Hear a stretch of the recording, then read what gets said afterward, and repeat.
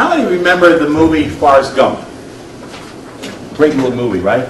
Do you remember how that movie started? Sitting on the bench eating chocolate. Anybody remember? He sits on the park bench talking to a nurse.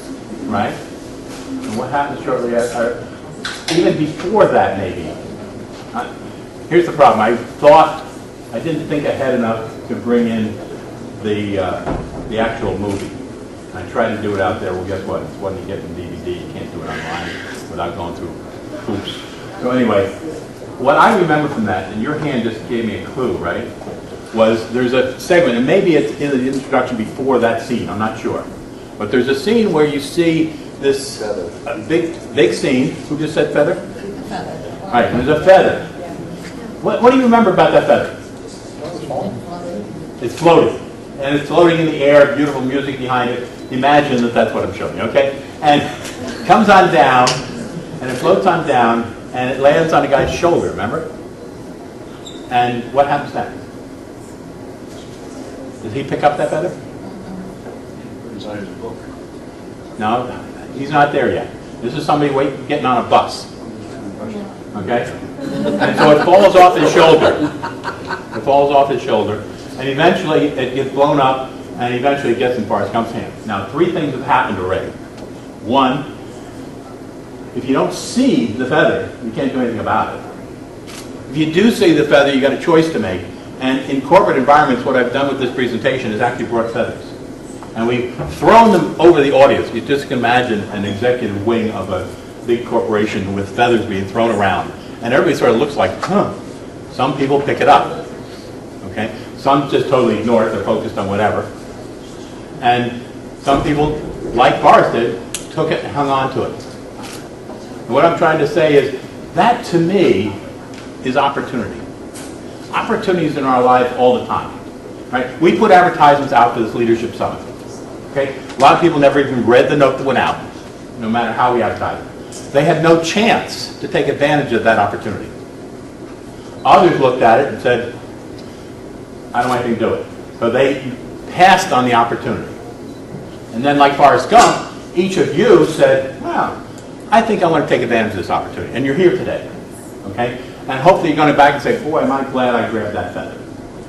And so, like Forrest Gump, we have to make a decision when we see opportunities. And in today's enriched lives, the very busy lives that all of you lead, you have more opportunities than you could possibly handle. So, if you're on a cruise ship, Bob and Sue, what's the most, these are cruisers, okay? How many cruises have you done so far? 70. That's cruisers, okay? And the most recent one, they took their 16 members of their family on the cruise ship with them.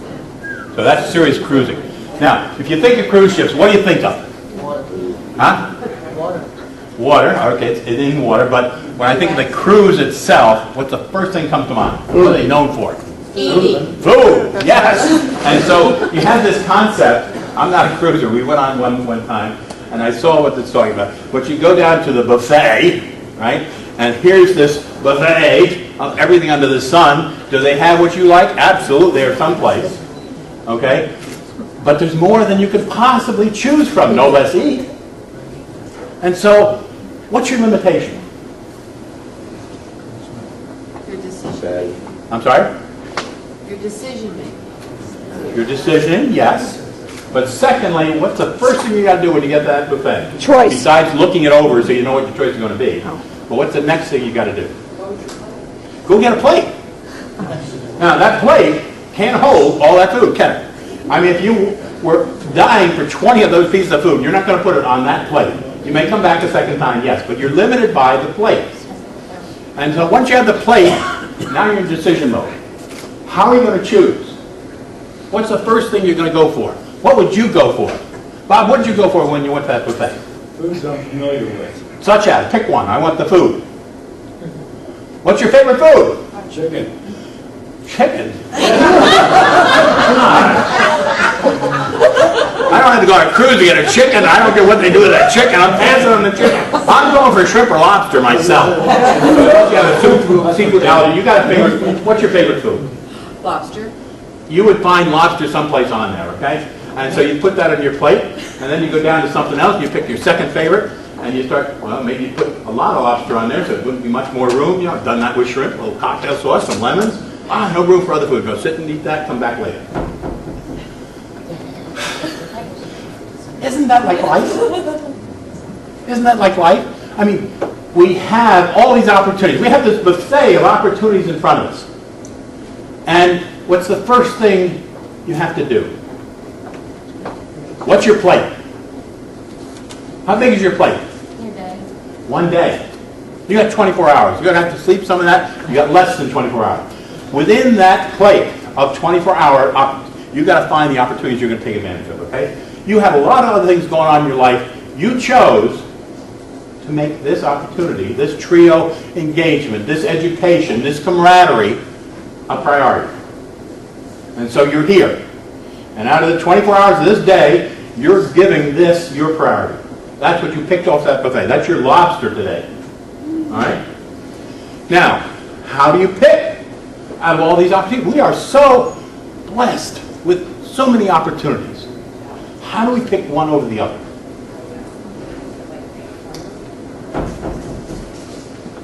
Anybody, how do you pick it? David? Paper, scissors, rock. Okay. That's to remind me what's on the next slide. Seriously, how do you, that's one way. You know, well, whatever comes, comes. I guess I'm going this way, right? You got up this morning, you decided whether you're going down to the hotel lobby to get their breakfast, or you're coming over here to get food, or you stayed in bed an extra 15 minutes. Okay? Am I going to shower, or am I going to stay in bed another 15 minutes, because maybe that meeting ran long last night, you know, et cetera, et cetera. You made decisions based on priorities. If you were hungry, guess what? You went to the food. Right? If you're really tired, you went to the bed. So how do you make priorities? Which is my whole point. We need to understand what our goals are. And if our goals are to nourish ourselves at that moment, that becomes the priority, and you go for the food. You get up early, you go down there, you get the food. So the most important thing you've got going on in your life is setting your personal goals. And having done that, you can make decisions of priority. If your goal is to be giving back to the community because of your transplant, as an example, then your priority is getting involved with TRIO or other organizations. And then you make time for the meetings, the events, whatever, for the leadership summits, and you come out. So the key is to know what your goals are. Where does that start? Well, the first thing you're going to do is have an idea. Until you have the idea, you can't make a priority. And so, let me call that idea, it becomes a dream. Out of all the ideas that are floating around your head, you get to a point where you say, you know what? I can picture myself going to Pittsburgh and meeting some of those old friends. Yeah, so it's a dream. Okay? Once you make that dream, you want to make it your goal. So what do you have to do to that dream to become your reality? Anybody? Action. Action. Okay? You got to figure out what steps it's going to take. If you're not living in Pittsburgh, then the first action is, how much is it going to cost me for airfare to get there? I got to make a reservation. I got to get a ticket. I got to plan my schedule so that my family knows I'm not going to be there that day to support my wife with what she's doing, as an example. Okay? And so you take action steps. The key to successful goal setting is to write those steps down. And if you're like me, where thoughts flow so quickly, I got to write it down quick, because about 5 minutes later I'm thinking, well, damn, lost that one again. Anyway, so you write down your action steps, and then what do? You've written down the action steps. What are you going to do next? Prioritizing. Okay. We're within one goal, one dream that's working toward a goal. You've written it down, so you have steps in order. What does it take next? Take action. Action. You got to do it. Okay? Taking the action creates the reality. So to make your dreams become your reality, you need to identify, prioritize, write down, and act. Many people have great ideas. They think they're passionate about something, but they don't act. Guess what? They don't get there. Very frustrating. I know people that will not set goals because they feel a sense of failure when they don't achieve it. as somebody pointed out in the conversation just the other day, what was important to them was the trip itself, not the destination. Isn't that cool? Yeah, true. Think about some of those goals you've got. You get to the goal and it's like, is that all there is to that? But look at the time you had, the passion of getting there, the satisfaction of doing it, right? Exactly. Exactly. And so, let me share with you a couple personal examples. That is an old Stearman open cockpit biplane, 2 sets of wings. One particular year, I love reading books, and I was reading a book about somebody's passion for antique planes. I'm sorry, let me back up a little bit. I took some time to figure out, in terms of setting goals, what are my passions? What is it that turns me on? What makes me excited about life? And at the time, I was playing with a computer simulation of flight called Flight Simulator. And it even had an adjunct of a air traffic controller module. And I would sit in a dark living room with a radar screen in front of me, guiding planes into land at my virtual airport, okay? Or flying planes, and you have a choice of planes. And I really enjoyed that. And so I said, all right, why do I enjoy that? You've got to understand yourself first, right? And I said, because I like learning new things. Constantly learning, expanding my horizons by that. And so I said, that's what this is all about. What would I do now, given that insight, to fulfill my values? And it became to go up in a small plane, now that I've had the experience of this virtual control of the plane, and see it firsthand. That'd be cool. That'd be the next step. And so I wrote that down in my personal goals.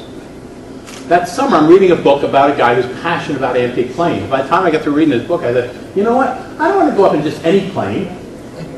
I want to go up in an open cockpit plane. Whoa, would that be cool? Oh, it's got to have 2 wings. Oh, I didn't even know it was called a biplane, okay? So I changed my goal. All right? I want to go up in an open cockpit biplane. Now, a goal, you got to put a time frame on it. There's no reason for any time frame on this, but that's the principle. And so I put a time frame on. This was like June. I put a time frame on by the end of September. Where the hell did that come from? I have no idea. Okay? There's nothing about June to September that made any difference, but I can change the goal later. But I put it on there. Now, here's the dangerous part of this whole process. You have a subconscious mind that is the majority of your thinking power. It's like 95% of your thinking power. You're not even tuned into it. You're working with the 5% of here today. I got my water. I'm listening to Jim. That's your 5%. 95% is still working in the background. When you drove here, if you came from Pittsburgh, for example, and you came from a far distance in Pittsburgh, I doubt if you thought too much about that drive. You stopped at red lights. You paused when somebody cut you off, and you somehow got here. That 95% was your autopilot. And so once you told yourself what I'm doing today, it's Saturday, oh God, I'm doing that leadership summit, where the hell, oh, it's core, okay, I'm not here. That was it. You forgot about it and you just did it. That's our lives every day, 95%. So here's the problem. Once you set that goal and you write it down, man, you've programmed the computer. You've programmed the autopilot. And so while you're doing everything else, it's saying, Jim wants to go up in an open cockpit biplane. Opportunity, look for opportunities. Where the hell am I going to find an open cockpit biplane? I don't even know where they would be. Okay? And I'm talking to somebody else in my corporate environment who's from Atlanta, Georgia. I said, hey, didn't you take one of our directors up in an antique plane or something? Yeah. I said, what, down in Atlanta, right? He said, no, it's right up here in Bucks County, in Sept Airport. And I lived nearby then. I said, really? I said, I've got this goal of going flying an open cockpit biplane by the end of September. He's wanting to be certified on just such a plane, and I will be certified in September. So if you want to go up, I'll take you up. Duh. I got to go up in that plane on a grass airport with no air traffic control. I'm in the front seat. Okay, I've got controls over me. I'm not touching them. He's in the back seat. He's the pilot. He's been the one certified. And you know how much training you must be to pilot a plane, right? I mean, I'm sitting up there, man. Wow, this is really cool. They call that plane a tail dragger because the tail is down there and the plane looks up like this. What I didn't know was he can't see in front of us. Okay, we got radio contact. I've got literally a bubble tube in front of me with a bubble in it. That's the horizontal controls, okay? So you know it's not, there's no electronic cockpit screen there. There's something over here. This I was told was the brake. And there's a thing here, I'm not touching that. And so he said, are we good? Are we okay? Yeah, we're fine. I didn't know he couldn't see in front of us. He's asking me, should we taxi out? Yeah, sure, by all means, go ahead. There's hot air balloons going up. There's gliders flying in. There's planes going out on this grass airport that's totally under control of visual control. And I just gave him the go ahead. Yeah, right. I didn't know it at the time. So we go on up. Hey, this is really cool. The air's rushing past me. I got my earphones on. It's freezing. And we're up there. Wow. Really cool. Talk about feeling passionate about achieving your goal. Oh. He says, look at the birds flying down there. He does it. Oh yeah, I see them. You ready to fly it? Huh? You got the controls. Huh? We flew level for about 5 minutes. I'm not moving the thing, baby, but I was flying the plane. No pilot training of any type. Never been up in one that I was anywhere near the controls. I flew the plane. He said, I'm going to show you some acrobatics. I said, you better not do that, man. I get motion sickness real quick and you're going to get in the face. So we didn't do some of the things he wanted to do. And we came in and we landed. And he took the controls back and he landed, okay? And so that was my experience. I took pictures, or somebody took pictures of the various stages of that. And I have one of those montages of the prints showing the sequence in the center or something like that. Everybody coming in my office said, oh, you're a pilot? No. Well, but I said, I'm not a pilot. I don't want to be a pilot. That's all about setting goals. Okay? Setting your goals. Now, here's the danger part. You better be serious about the goal because it's going to happen. For example, as far-fetched as this sounds, that one maybe sort of reasonable. You say, well, Jim, can everybody find an empty plane to find somebody's going to fly them up there? Sure they can. And so, this is a picture of Bondi Beach outside of Sydney, Australia. Now, why the heck would you want to go there? As a child, I lived in Australia, in Sydney, in the city of Bondi. It's a seashore resort area. For about 3 years, from the great age of about 8 to 10. What a great place to be as a young kid. And so as an adult, I always had this thing, boy, I wonder what it's like to go back there as an adult. At some point in time, I stopped saying that to myself, and I said, you know, if you're serious, you're going to write that down as a goal and see what happens. And so, again, totally arbitrary, wrote down to go back to Sydney, Australia, and I forget what time frame I put on it. I had no money to go there. I have no justification to go there. I have nothing except a dream. Writing it down, now it's becoming a goal. In one passage within the next month, a good friend of mine meets me in the hallway. He says, oh, by the way, Jim, I want to say goodbye. I'm leaving. I've been reassigned. This is Bluebell, Pennsylvania. I said, where are you going? Australia as the director of customer service. Really? Listen, if you ever need some training for project management down there, I'm your man. All you got to do, convince my boss to give me the time to do it, pay for the trip, and I'll be glad to come. 4 months later, I am in Sydney, Australia. Okay? With my mother, who in her 70s agreed to come along with me, who said, how long are we going for? I said, well, the meeting's on Monday. We can leave Monday or Tuesday morning. She said, we're only going down there for 2 days? It's a 22-hour flight one way. I said, duh. I'm thinking business meeting, you know. I said, well, if we leave on Thursday and we stretch it on this side, we can get to the next weekend. We ended up spending 10 days down there together in an executive apartment with her cooking my home-cooked meals because she loved to do that. She went up a little town, got us locals foods, you know. I lived the life around. Cost me nothing, all right? The company paid for it, went business class, great way to go on that long a flight, and got to do something with my mother that any child would love to do at that advanced age. Okay? And so that's Bondi Beach. We went back to Bondi Beach. We used to live right up in the corner of this, and guess what? Bondi Beach is a topless beach these days. Ah, I never saw a topless beach before. My mother's with me. Mom, look, it's a topless. She says, I don't think we should be here. I got my video camera out. She says, I don't think you should be taking pictures. But Mom, they're waving to me. I've got pictures of 3 topless young ladies waving.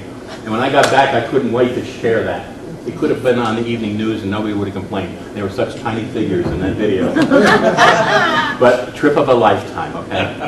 And so again, as far-fetched of setting that goal would be, that's what I'm telling you, be careful. You set it, you're 95% of you are working toward that goal, whatever it was. You're forgotten.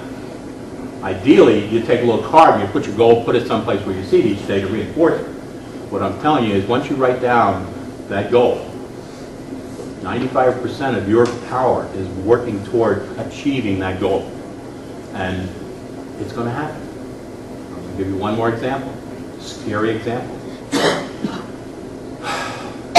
Another kidney pancreas recipient, yes, kidney pancreas, was working for another company nearby our campus company. And so we would carpool down to trio meetings, down at the OPO. And we would have a half-hour conversation. We got stuck in traffic, we had even more. But we would talk about things, and this is one of my passions, obviously. And so I'm sharing it with her. She is in her late 20s, I think. She got married, like at 21, to her soulmate. He came down with leukemia. She nursed him through it, and he passed away about 4 years of an ideal marriage, and she lost him. She was hoping to find somebody else in her life. And we're talking about goal setting. I said, well, what you got to do is write that down. Huh, okay. And I said, now when you write down the goal, make it as real as possible. In other words, describe what he looks like. Describe the type of person he is. Describe his values. So that when you see him, you'll know him. She said, okay. And next time we're carpooling, she says, I did just what you told me. I got it all written down, this and that. I said, what color is his hair? It's brown. What color is his eyes? Blah, blah, blah. You know, just trying to get a good visual so that the subconscious can be working towards something. The next month when I see her, I found him and we're getting married. Oh my God!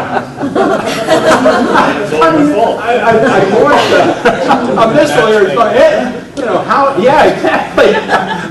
I mean, hold on, Faith. You don't want to just jump in and get married. No, he's the right guy. He matches everything. You know, we've been dating now for a while. Yeah, a month. And they're getting married. Long story short, they're still married, and it's been about 15 years now. She has 2 daughters from him, and he turned out to be a great husband. Now, I would recommend that, but she took it to the hilt. And so my challenge to you is, both from an organizational standpoint and a personal standpoint, first come to understand yourself. What are your values? What's important to you? And once you do that, now start thinking about goals in your life. And I got to share with you that one of the things that I do, I have a personal goal document. Now this is getting carried away, but, oh, I'm sorry. One of those, I got to go back to Australia a second time, and I got to swim in the Great Barrier Reef off Australia, which is one of the great wonders of the world, and a dream I had, okay? What's fascinating about this is not my picture, don't worry about that. I did not go deep in that. I did a little submarine that did, though. And I did go snorkeling, you know, with a tube above you. know. And let me just share with some of you. How many have snorkeled here? Oh, wow! That's so cool. I don't know if you had the same experience. When you have your head in the water and you're breathing, you can hear everything, can't you? You can hear yourself breathing. Well, I've got a weakened heart at that point. This is back about 93. Got a transplant in 94. So I've got a weakened heart. And one thing the body says when you're underwater and trying to breathe, it says, what are you, crazy? We can't breathe underwater. And so you get a little nervous if you've not been a snorkeler or trained or anything like that. I'm in this group that's out there on the reef snorkeling, and I'm nervous because I'm trying to breathe underwater. And the heart is going like crazy. I know that. But with a weakened heart, it's not clearing the blood out of the lungs fast enough. And when that happens, it starts bubbling in the blood, and you can hear the gurgling when you're underwater like this, right? And so now you think I was nervous before? I'm even more nervous now because I know what's going on. I had this happen before. I got to get someplace where I can just sit down and relax. I'm in the middle of the Great Barrier Reef, can't even see the cruise ship that took us out there. We're out on a little motor launch out here, and we're in the water with 20 other people. I stand up on the coral. The marine biologist said, please don't stand on the coral, it's living coral. I said, it's either me or it. Are you okay? No, I'm not. No, really, are you okay? No, I've got a heart condition. Right now it's acting up. All right. Well, here, let me take your mask, and I'll go back and get the launch, but I have to take everybody with me, because the responsible are all these gray-headed people, and they go back to the launch. I find myself in the Pacific Ocean, up to here, no sign of land. We're like 20 miles out. I don't know where the Barrier Reef is, but about 20 miles out. No sign of the ship. I don't know where they were. It's just me and God. And I started laughing. I looked up and said, yeah, okay, God, I did it this time. My friends back in the States are going to really have a laugh when they're at my funeral to say, leave it to Jim. He died on the Great Barrier Reef off Australia. And lo and behold, I relaxed. And they came back. I got on the boat, on the little motorboat. I said, I'm fine now. Okay. So they took the people back out over the reef. I stayed there. One of the guys was in the water. He was having trouble. I helped him out. He was having the same condition, but he hadn't had the experience before. He didn't know what was going on. God was working several things that day. And so again, just an extension of the story that I had to share with you, which led to the heart transplant the next year. I do maintain a document that I update every year of my personal goals. Yes, it's too long compared to what I'm suggesting you do, but it's based on value statements. If you go to Ben Franklin's autobiography, he lists his values in one-sentence statements that says, you know, I am this, and it finishes the sentence with an example of what that would be like in life. And I maintain that document. And so when, as was mentioned by Walter yesterday, my donor family wife lost her 13-year-old son Christopher back in '97. When we got together, I passed on this passion for setting goals and living life that way. And so we maintain a dream book. And each year, around New Year's Day, we don't go out partying. We sit down with our dream book and our little laptop. We update the year, and we go through all the pages, and we update the pages. What are our dreams this year? What would we like to accomplish this year? This past year was to go to the Transplant Games. Every other year, that's one of our goals. Okay? There's a goal that's still been in there 5 years, and that's to go up to a mountain cabin or a cabin up in the woods in the fall where we have a fireplace and some snow outside and a lake nearby. I just recently found a contact of somebody who went to one of those, and they're going to give us a contact. We're going to get to do that. Once you put it down there, and this document is a PowerPoint slide presentation, which you're not going to get to see, with about 10 pages to it. And yeah, there's goals in there about getting svelte again. Ain't been happening, but still there's a goal. And so, put a time, take it to the put street. a deadline on that. I'm sorry? I said put a deadline on that. I have. More than once.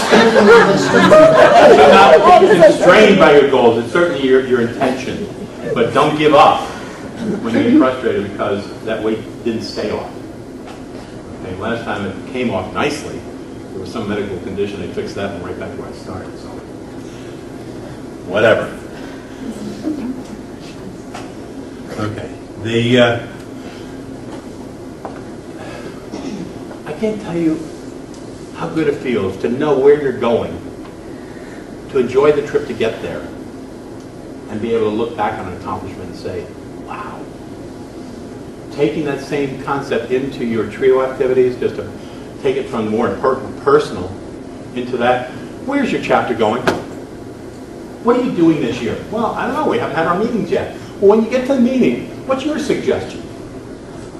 What are you going to come out of that with? What can you do different or better than you're doing?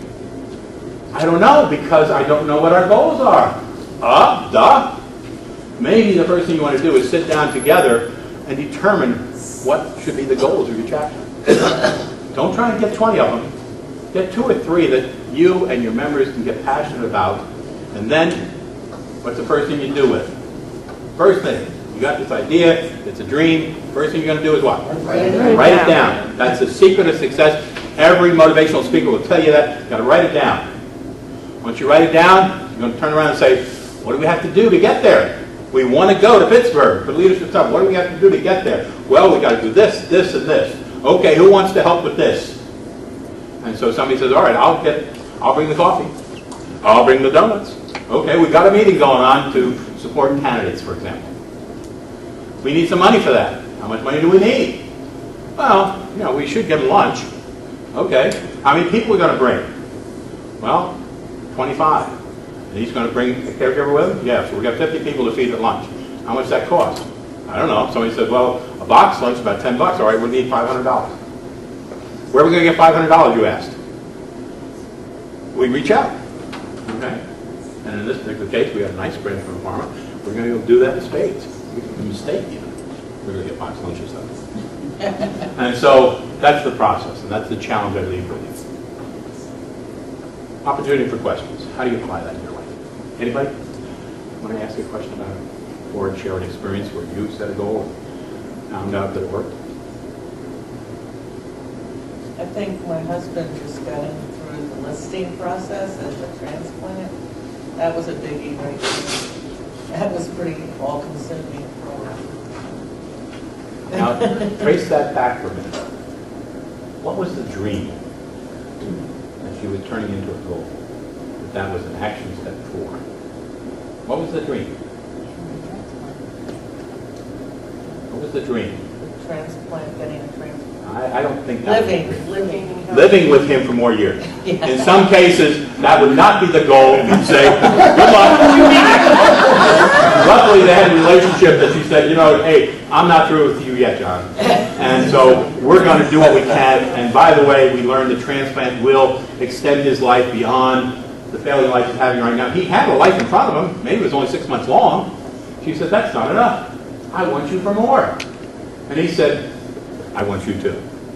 And so they started doing the thing to turn that dream, which really corresponded to your values, into the action step, which is getting listed and doing all the things that are associated with that. Okay? You see how you're backing that up into what's really at the root? And I'm going to tell you the passion for that value is what really drove them, and they're here today celebrating. How many months are you out? 7. 7 months out with new lungs. Out of the wheelchair. Go on. And the wife that hadn't stopped smiling since you got here. Okay? That's his motivation. Yes, Paul? I kind of do what you were talking about already. I call it a to-do list. I set short-term goals as well as long-term goals. Exactly. I'm sorry, that's a good point. You do have things that are going to happen within the next 6 months to a year. Those are your short-term goals. But look out longer, 5 years. I don't know if you want to look out 10 years. You've got retirement, things like that. Put them in there. But that makes very close targets that are more actionable, maybe.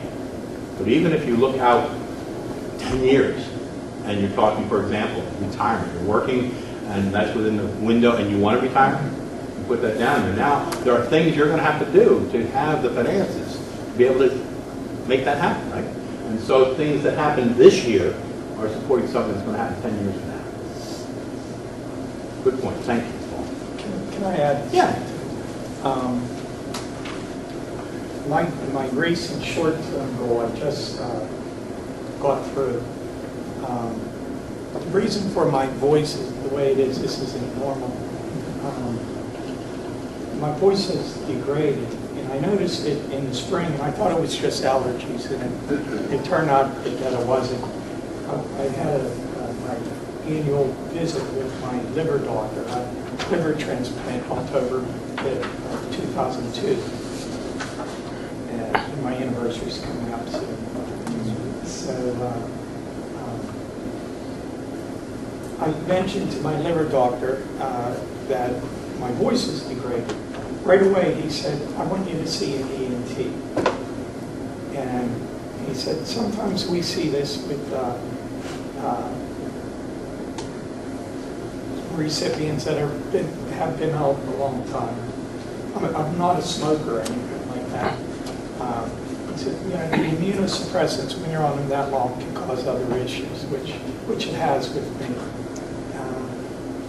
Well, I went to an ENT, and here she put a probe in my throat with a video camera. It was actually very cold, and I was able to see. My wife was sitting there, she saw it live, and she played it back.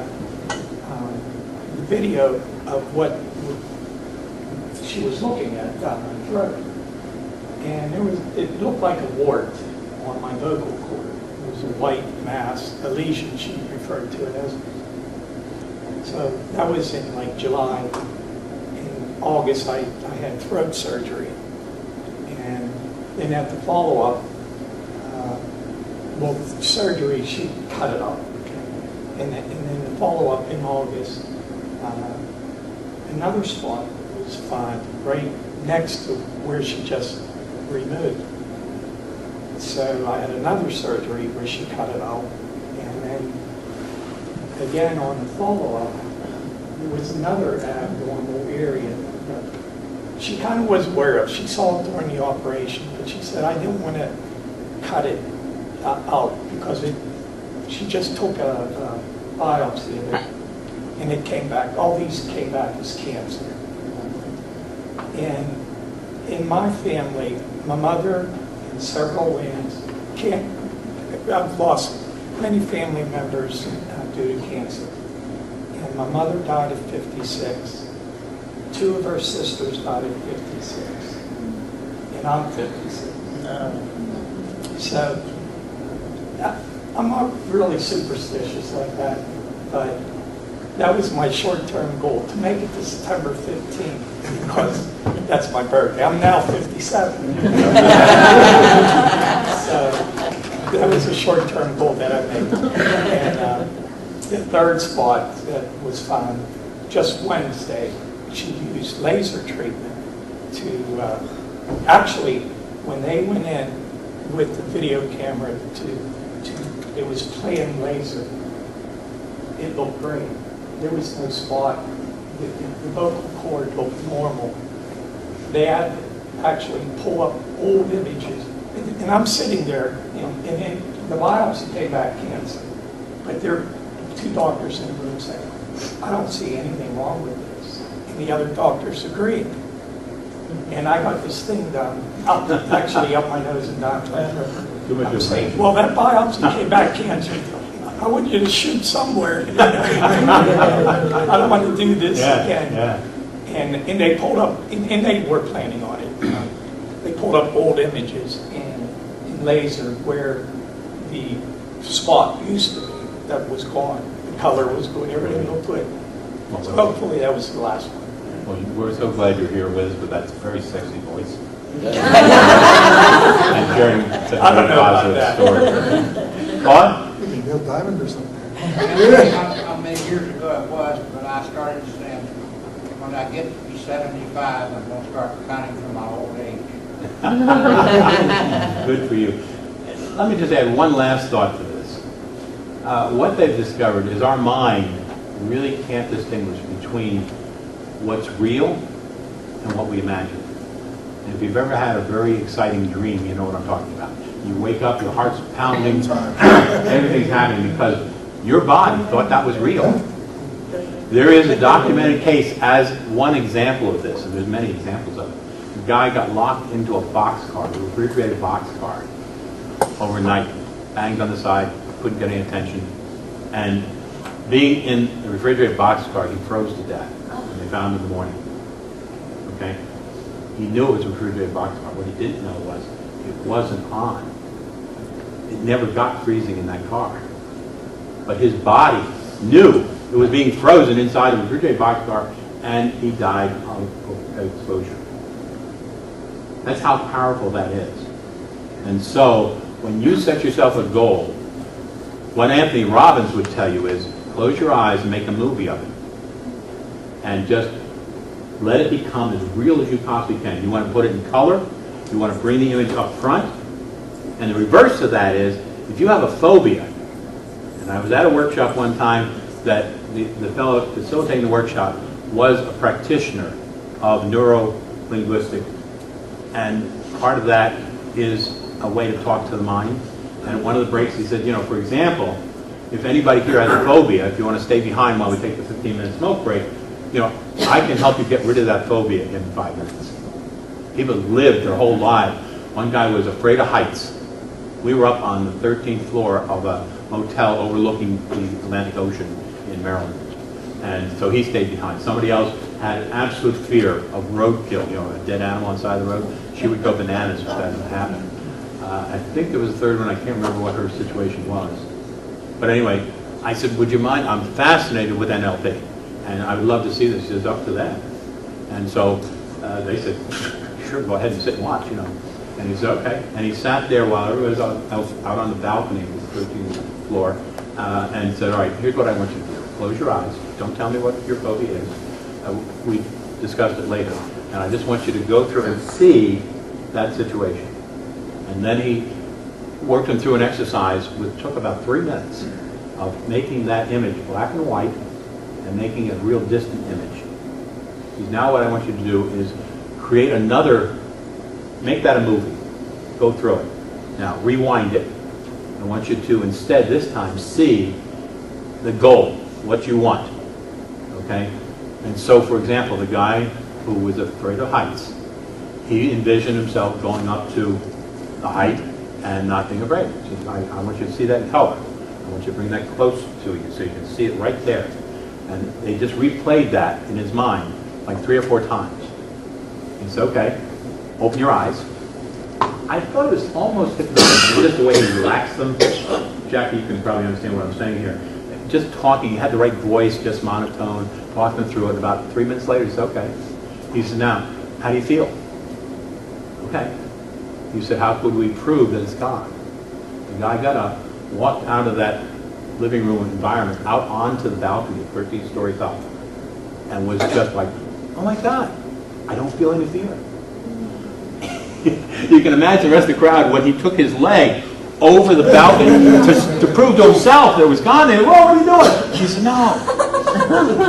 He couldn't wait to go home to take his daughter to this restaurant, top of the tower restaurant that his daughter always wanted to go to, but he couldn't go there because it was too high. And he was going home to take her to dinner up on the revolving restaurant. The woman, okay, she had roadkill. Well, we were on a break and it was off season, so at lunchtime we went down just in the area and it just not kept up, you know, and didn't we see a dead bird over in the corner? She didn't panic. She went over to it, found out it was a dried up apple. She didn't know that. So she first reacted to it, and she had totally lost her fear of that. That's how simple and powerful the human mind is, replacing your experience with something else that you want. Ron? Yeah, I'm going to phrase this right. We're talking about goals within our organizational setup to achieve what we're trying to do. I've worked with a lot of nonprofits, as you have, and we've set goals, and some of the goals are just excellent. Some of the goals are what? We've set goals for a project. But what are they? Well, I'm just taking, I thought you said realistic, unrealistic. No, we set a goal. Excellent. Don't worry about the detail. Okay. Go ahead. The goal is achievable, Yeah. but it depends upon support by the people that are involved with you. And I think my instance, it's the board of directors and the volunteers, and trying to coordinate and get all parties on the same wavelength is the most frustrating thing in the world, and trying to get that goal accomplished. So at times you just don't know which way to go, and it stymies your efforts to complete this goal.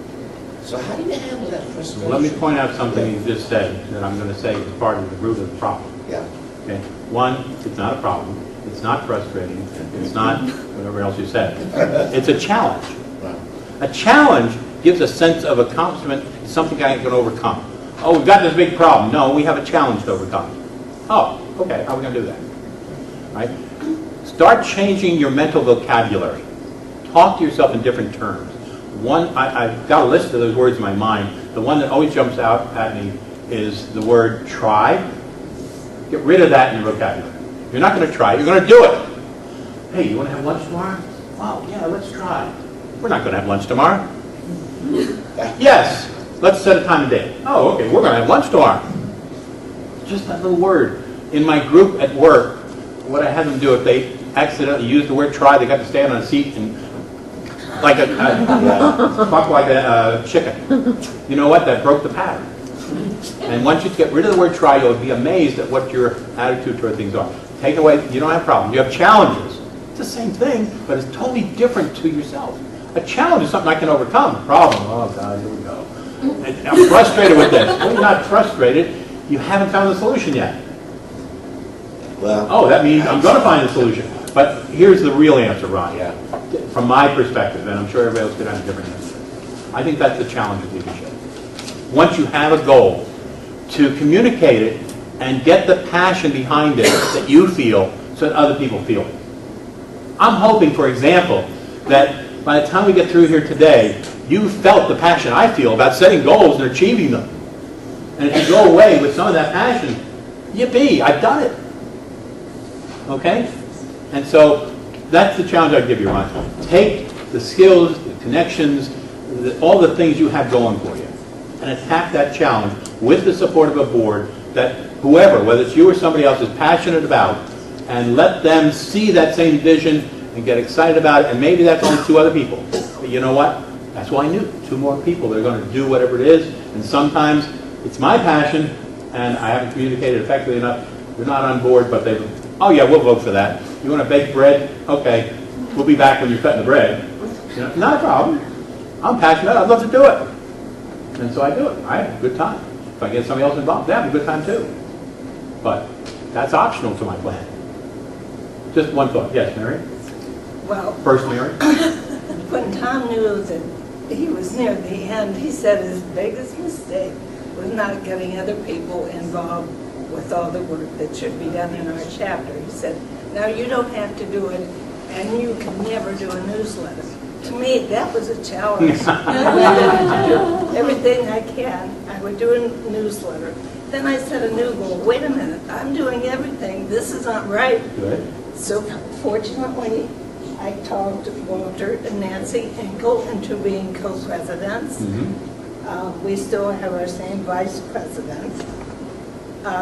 In the meantime, we had a president that filled in for Tom, but he developed cancer. Mm-hmm. But he guided me through that transition period. You and Sylvia kept me involved. And I was wishing for a speaker for our group. Jackie is awesome. You saw that? And Rosie is wonderful. And she's I'm voting I'm for just the the donation. grunt. She's on I'm the grunt. dialysis. And she formed the Kidney Cats. So she made over $2,000 for like that. It isn't more fun to have a group involved, engaged with that passion. I'm just a grunt. I'm just the one that gets it done. There are people in your organization that aren't the visionaries. They're the ones that just want to do it. Give them the vision and find a place for them to do it. And they'll be involved. Mary? I was just going to say that I have, I carry a notebook around with me everywhere, and it's, you know, things I need, short-term things, like just daily things, that errands I have to run or whatever. But I also have this live list, and I'm sure we all heard of a bucket list, but I didn't like the phrase, and I actually made this live list before I turned 30. It wasn't things I had to do before I was 30, but just things like I wanted to go on a hot air balloon, and I wanted to go to a baseball game, like just simple things that I've never experienced while I was growing up. And I showed the list to one of my friends, and he said to me, well, you can't live your life that way.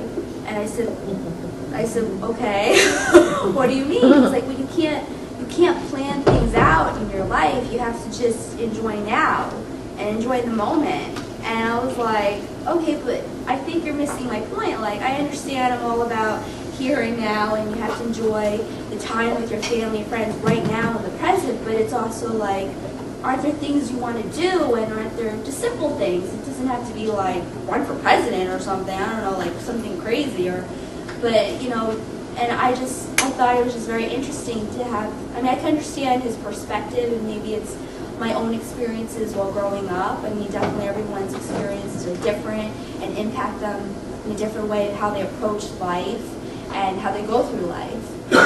But I just thought that was very interesting to have that kind of, I don't want to say wall, but I guess perspective of someone just saying that to me, well, you can't live your life that way. I'm like, okay. I'll bet you that she has written down someplace the goal of publishing her book. Yeah. And that was done a couple of years ago, and it's one chapter at a time, and she set a path, one chapter a month. She got herself engaged with a lot of people to comment on it. Another example.